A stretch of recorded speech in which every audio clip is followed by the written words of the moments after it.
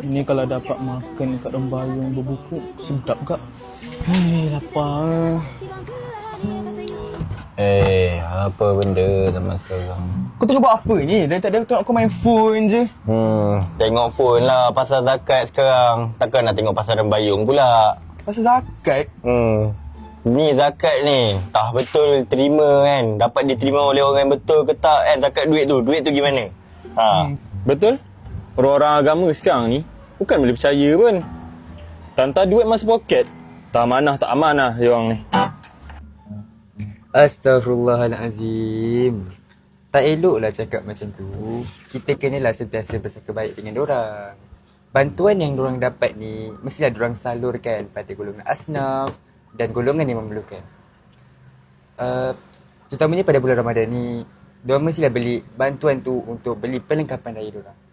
Cuba korang bayangkan. Bis. Balik jom. Ayah. Hafiz nak baju ni untuk raya boleh tak? Sekejap. Cek.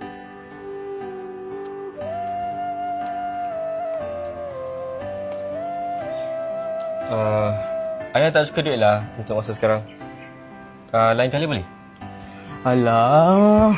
Ayah ni, kita kan ada duit zakat. Pakailah duit tu dulu. Aduh, kedekut lah orang tua ni. Okey lah. Ayah gunalah duit zakat ni dulu. Yeay. Tapi, tu syarat. Boleh.